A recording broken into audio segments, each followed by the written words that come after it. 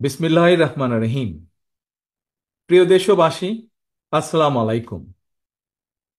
গৌরবজনক এই ঐতিহাসিক মুহূর্তে বাংলাদেশের সাহসী ছাত্র জনতাকে বিরচিত অভিনন্দন।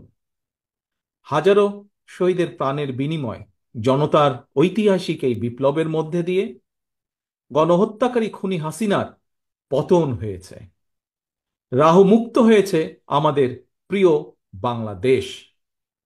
জনতার বিপ্লবের প্রথম ধাপ চূড়ান্তভাবে সফল হয়েছে। লাখো শহীদের প্রাণের বিনিময়ে অর্জিত বাংলাদেশ কখনো পরাজয় মানতে পারে না। এই ঐতিহাসিক বিপ্লবের মধ্যে দিয়ে আবারও প্রমাণিত হয়েছে, দল মত নির্বিশেষে সকলে ঐক্যবদ্ধ থাকলে এই বাংলাদেশকে কেউ কখনো পরাজিত করতে পারে না, পারবে না। প্রিয় দেশবাসী, বিজয়ের এই ঐতিহাসিক মুহূর্তে আমি আজ সেই সব মায়েদের প্রতি বিনম্র শ্রদ্ধা জানাই, এই গণবিপ্লবে যারা তাদের প্রিয় সন্তানকে হারিয়েছেন।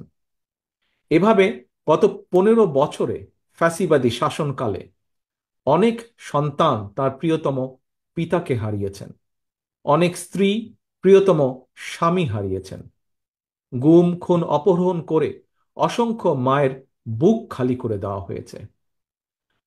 আপনাদের সন্তানের শহীদ মৃত্যু, স্বজনদের ত্যাগ তিতিক্ষায় 2024 সালের 5ই আগস্ট প্রিয় বাংলাদেশ আরেকটি বিজয় দেখেছে। জনতার ঐতিহাসিক বিপ্লব সফল করতে গিয়ে অসংখ্য ছাত্র জনতা আহত হয়েছেন। বাসায়, হাসপাতালে কিংবা ক্লিনিকে চিকিৎসাধীন যন্ত্রণাবিদ্ধ সময়ে সমস্ত ভালোবাসা নিয়ে আপনাদের পাশে আজ সারা বাংলাদেশ। খুনি হাসিনার বিরুদ্ধে আন্দোলন করতে গিয়ে অসংখ্য মানুষ মিথ্যে মামলা ও রাজনৈতিক উদ্দেশ্য প্রণোদিত মামলায় গ্রেফতারের শিকার হয়েছেন, কারাগারে নিক্ষিপ্ত হয়েছেন। আমি অবিলম্বে তাদের বিরুদ্ধে দায় করা সকল মামলা প্রত্যাহার এবং তাদের কারামুক্তির দাবি জানাচ্ছি।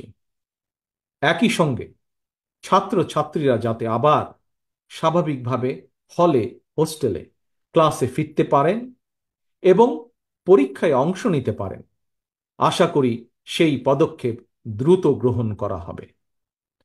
প্রিয় দেশবাসী, দেশের 18 কোটি মানুষকে জিম্মি করে 12.5 কোটি ভোটারের ভোটের অধিকার কেড়ে নিয়ে বাংলাদেশকে তাবেদার রাষ্ট্রে পরিণত করা হয়েছিল। হত্যাকারী, গণহত্যাকারী খুনি হাসিনার পতনের মধ্যে দিয়ে জনগণ তাদের গণতন্ত্র, মানবাধিকার, লুণ্ঠিত ভোটের অধিকার পুনঃপ্রতিষ্ঠার পথ সুগম করেছে। এর মধ্যে দিয়ে জনগণের বিপ্লবের প্রথম ধাপ সফলভাবে সম্পন্ন হয়েছে।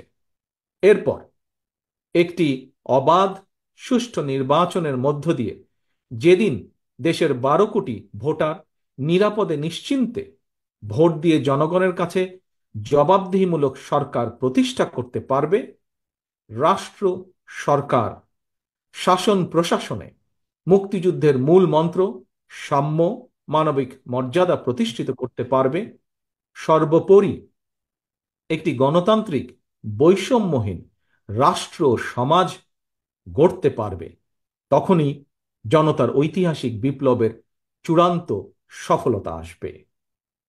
প্রিয় দেশবাসী, জনতার ঐতিহাসিক বিপ্লবকে চূড়ান্ত লক্ষ্যে পৌঁছতে তাই যথাসম্ভব দ্রুততম সময়ের মধ্যে একটি অবাধ, সুষ্ঠু, নিরপেক্ষ নির্বাচনের আয়োজন করতে হবে। জনগণের দ্বারা নির্বাচিত প্রতিনিধিদের কাছে দ্রুততম সময়ের মধ্যে অবশ্যই ক্ষমতা হস্তান্তর করতে হবে। একটি বৈষম্যহীন গণতান্ত্রিক বাংলাদেশ প্রতিষ্ঠার লক্ষ্যে একটি অবাধ, সুষ্ঠু নির্বাচন আয়োজনের জন্য বিএনপি সহ বাংলাদেশের প্রতিটি গণতান্ত্রিক রাজনৈতিক দল সব রকমের সহযোগিতা করবে।